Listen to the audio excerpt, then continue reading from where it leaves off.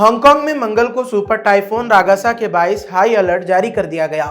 School اور کاروبار بند کر دیے گئے، جبکہ شہری سپر مارکیٹوں سے اشیاء ضروریہ خرید کر گھروں کو محفوظ بنانے میں مصروف ہیں۔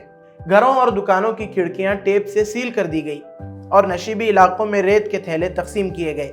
طوفان کی ہوا کی رفتار 220 کلومیٹر فی گھنٹہ تک پہنچ سکتی ہے اور شدید بارش و طغیانی کا خطرہ بھی ہے۔ گوانگڈونگ کے 11 سے زائد شہروں میں اسکول اور ٹرانسپورٹ بند ہے، جبکہ 3,70,000 سے زائد افراد کو محفوظ مقامات پر منتقل کیا جا چکا ہے۔ مکاؤ کے تمام کسینو بند ہیں اور تائیوان میں تقریباً 60 سینٹی میٹر بارش ہوئی، جس کے نتیجے میں 25 افراد زخمی ہو گئے۔